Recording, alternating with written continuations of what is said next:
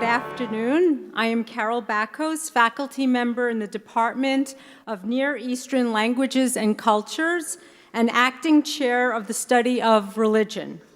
It is my honor to welcome you to the celebration of the humanities at UCLA. Yeah!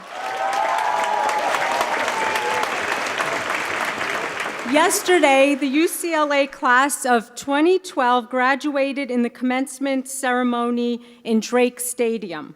I'm sure many of you were there. Today, we honor the students of the humanities with a celebration that recognizes their individual achievements. In a few minutes, the students, faculty, and official party will enter. Before we begin this celebration, I would like to tell you a little about the wonderful building you are in, Royce Hall. Royce Hall is UCLA's landmark building and is a symbol of the university. Royce Hall is one of the 4 original structures planned on the Westwood campus for the new University of California, Los Angeles, which had been established in 1919. Groundbreaking for Royce occurred in 1927 and was completed in less than 2 years.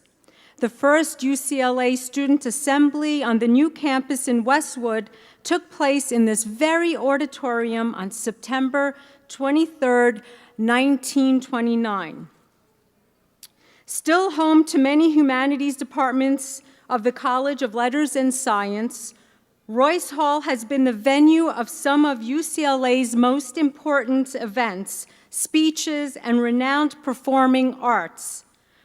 From Albert Einstein to the New York Philharmonic, to John Kennedy, to the Bolshoi Ballet, and most recently, former President Bill Clinton, Royce Hall has played host to the brilliant, the creative, and the controversial figures of our time. Before we begin, I ask the audience to turn off their cell phones, and I ask that photos be taken in your seats instead of standing in the aisles. We are ready? We are ready. Yes, right, about time.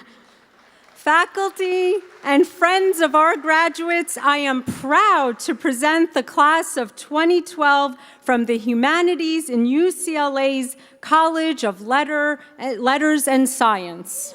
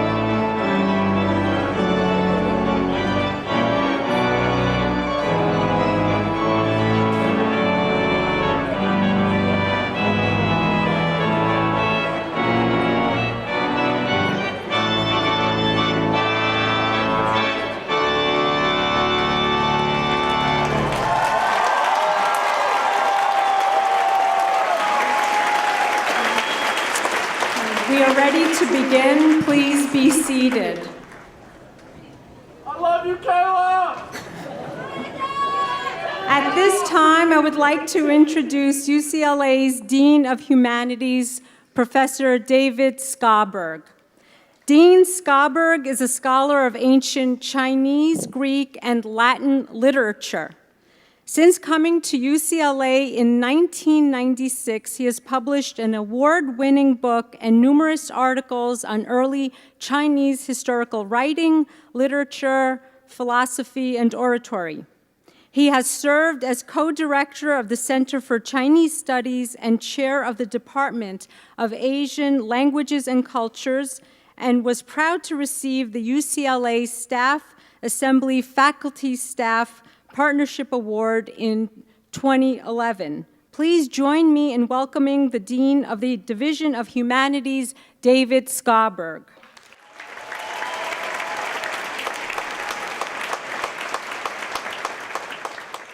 Thank you, Carol. Let me get myself organized here first. I'd like to take a moment to congratulate all of our graduates here today and to wish them the best of luck with their future endeavors. But wait, I'd also like to subject you to what may be one of your last lectures here at UCLA. If I can prevail on you to listen for just a couple of minutes before I introduce our main speaker for today. I'd like to talk a little bit about what you have accomplished as students in the humanities and about what you've prepared yourselves for. More and more I think of the humanities as a matter of listening. In some cases it's a matter of learning the languages and the cultural contexts that we need in order to listen to and understand the messages that have been preserved for us across a span of many centuries or across a distance of many thousands of miles. The scholars here on stage behind me and the scholars here in the audience before me have devoted yourselves over these years to the rigors of reading in the languages of the world, both past and present, and the rigors of listening to the messages of reverence, sometimes of celebration, of warning, of love, of rage, sometimes just of plain silliness and playfulness that have been preserved in the texts from the past and from distant places.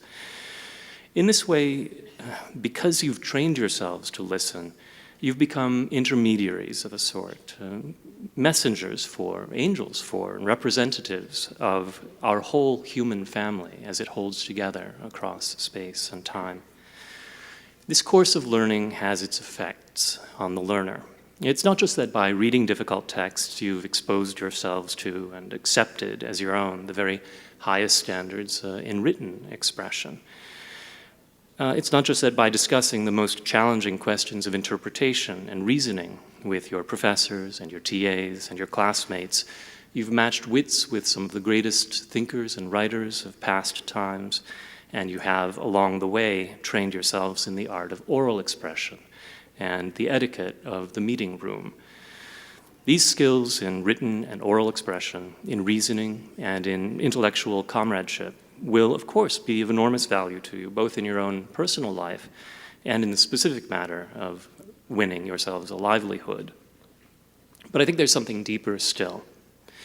Your reading in literary and historical texts and your contemplation of works of art and music has given you something that no narrowly vocational training could have given you. You've joined an old community of human beings who've made it their business to consider the human condition with care and with fearless curiosity, to see clearly how far we've come and perhaps how far we've fallen in certain cases.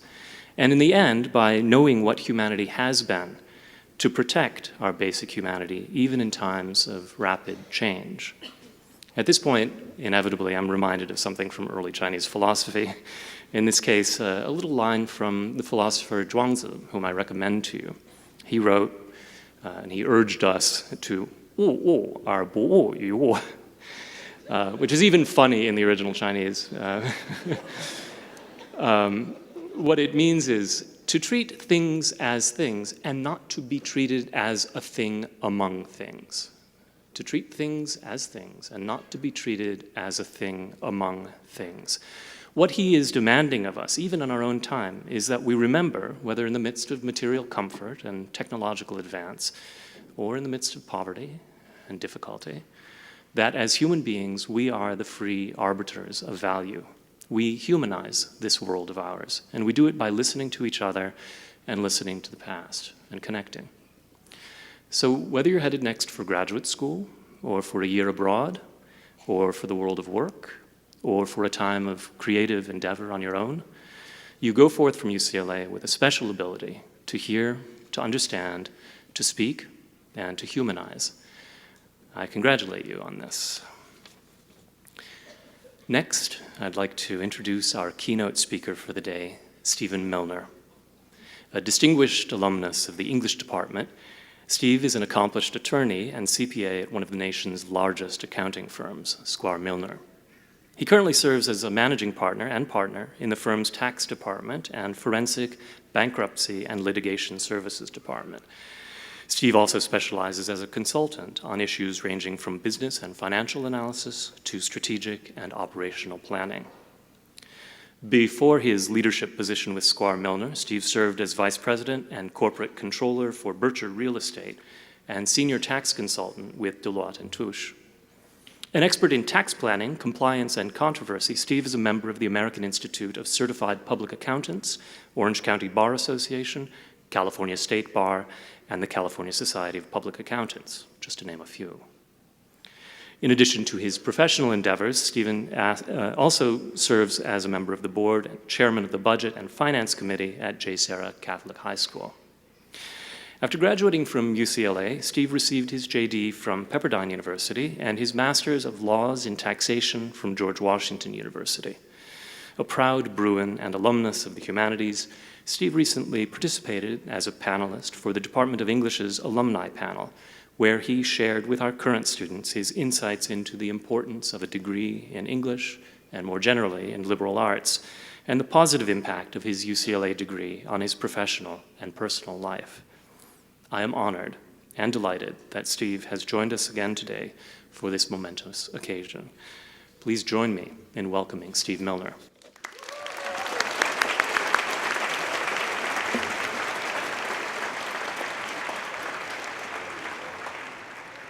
Thank you very much.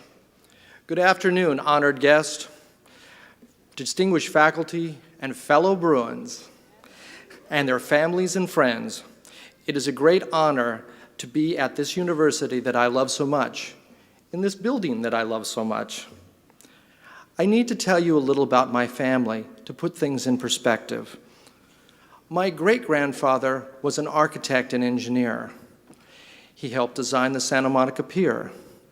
My father and grandfather were both aeronautical engineers. So you can imagine their great consternation when I told them that I was going to study English literature. When I told my father, his response, which is still ringing in my ears 30 years later, was, "What the hell are you ever going to do with that?" I never had the heart to tell him that I was concentrating in medieval and Elizabethan literature. The man could only take so much. But let's come back to my father's pithy little question. In my senior year, my roommate asked me if I would go on a ski trip with him and his family to Utah. On the trip, I learned that his father was an MIT-trained engineer. I think you know where this is going. When he asked me what I was studying, I said with great pride, "English literature." He said, "You know, only 2 people in my family studied English. Both became teachers and then eventually housewives." Now, with all due respect to teachers and housewives, I may not be the brightest bulb in the tanning bed, but I don't think he meant this as a compliment with respect to me. I think he was inferring that my possibilities were limited. But this day is not about me. It's about you. So let's see who we have here. We have people who studied Asian languages and culture. Konnichiwa, ni hao. We also have people who study comparative literature. Come on, sing out. French and Francophone studies. Bonjour mes amis, vive la France! Germanic studies.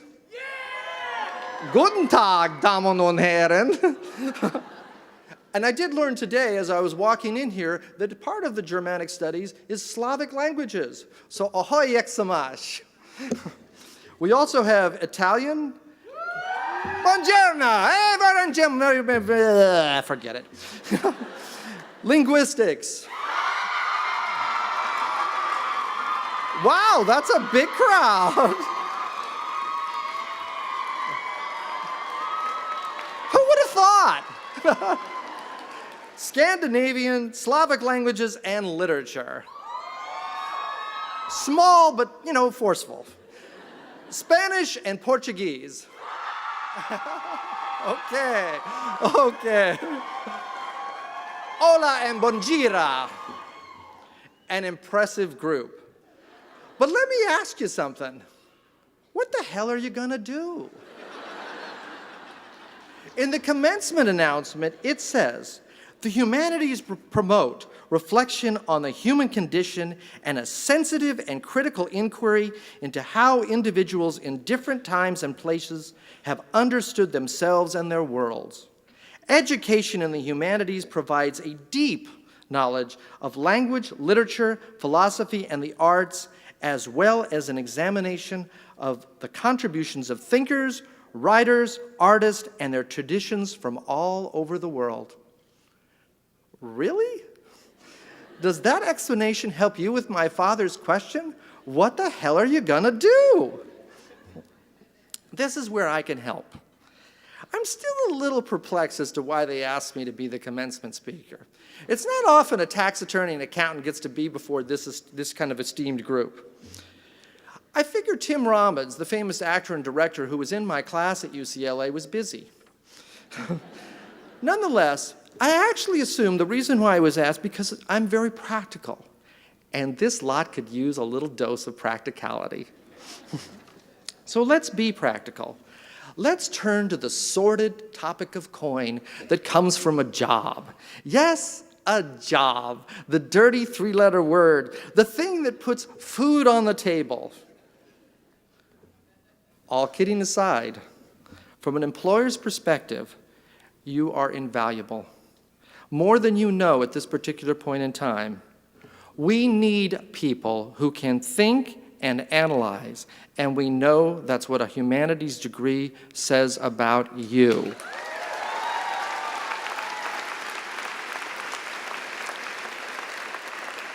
We need people who are able to express their points of view, but able to understand that of another's.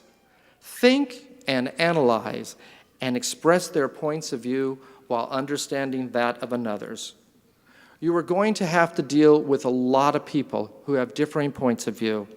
You are going to have people who are going to think up, people who are going to think down, people who are going to think right, people who are going to think left, and people who don't think at all. Have you met your crosstown rivals?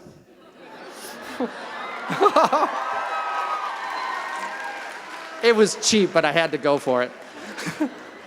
Actually, in all honesty, they do think about one thing, but it's not actually the same one thing that the rest of us all think about. Just a thought. The modern business world is not like CNBC and Fox News, where rigid, linear thought is the accepted norm. Instead, the modern business world is about building consensus to reach a desired result. Again, building consensus to reach a desired result. To do so successfully, one must understand those with differing points of view. No one should be able to do that better than someone who is trained at that. That's you. So, even in the political realm, consensus must be achieved, if nothing more than in one's own party. In the 20th and 21st century, 3 of 19 presidents were science majors per se: Warren Harding, Herbert Hoover, and Jimmy Carter. Do you think there's a commencement for the sciences anywhere in the U.S. where these 3 are being touted as their own? Is there anywhere where someone's saying, that's my boys, I want them? No, and some of you may say, well, that's because all the presidents that majored in humanities and politics couldn't get a job anywhere else but in politics. I make no comment as to which one of our current presidential candidates that applies to, but I think you can figure it out. While there have been no English majors who have made it to the presidency, there is actually one running this time. All platitudes aside, again, what are you going to do? I find too often that humanities majors place limitations on themselves. They think their choices are limited to working at the local Barnes & Noble or Starbucks and telling themselves, it's fine, it's fine. But your degree was not intended to limit you. It was intended to make your choices limitless. You did not study so hard so that you could become a neuter. Many of you are proceeding to graduate school. Good luck. Others sitting here squeamishly are wondering what the next step will be. It is to this latter group that I will focus. Employers look at you somewhat like a cake coming out of an oven. Yes, I'm actually comparing you to cake. I know the French majors are saying, cake? Where is the cake? I don't see any cake. Where is the gâteau? The German majors are probably wondering when this Dummkopf is going to get off the stage. Besides, cake is for French majors. If you feel any better about it, engineers and science majors are sort of like cookies. So we have cake and we have cookies. You see, when you bake cookies, they can go directly from the tray to the mouth. When you bake a cake, it typically has to cool and then be frosted. And then it is not only tasty, but it's a thing of beauty. This is you. You need a little frosting. So let me make a suggestion on behalf of your future employers. You need some practical training. That's your frosting. And most employers, and this is a dirty little secret, but it's true, really aren't in the business of providing training. Some of you may say, well, how am I going to get training if no one's going to give it to me? Someone's got to give it to me. So go where your whole generation goes for everything. Go online. You have a sterling degree from one of the best universities in this country. You can think and analyze so you can learn. For example, UCLA Online provides hundreds of certificate programs for anyone without prior experience or education. That's you again. As described by UCLA, so it must be true, completing a certificate program can take significantly less time and less money than a graduate degree, and it is an ideal way to improve your professional skills, gain practical training, or explore alternative careers. I took a look at what they have. It's endless. Architecture, interior design, art, design, photography, building, construction, business, finance, communications, media, fundraising, education, engineering, technology, entertainment, music, healthcare, information systems, landscape, and real estate. It's good stuff. Does this sound limiting? Is there any reason why someone who has been trained to think and analyze couldn't do one of these? As a student of medieval and Elizabethan literature, I never thought I'd be a financial advisor and accountant. That would have seemed too mundane at the time. But I love what I do, and I use my ability to think and analyze for which my humanities degree prepared me. So for God's sakes, pick a direction, you'll be happy with it. Not all of you need to go to grad school to get your training, and for those that do, you'll find your degree invaluable anyway. So fellow Bruins and graduates of less than apparent useful majors, from this great day forward, if anyone ever asks you what you can do with your fancy degree from UCLA, you can respond with great pride, I can do anything I damn well want to do.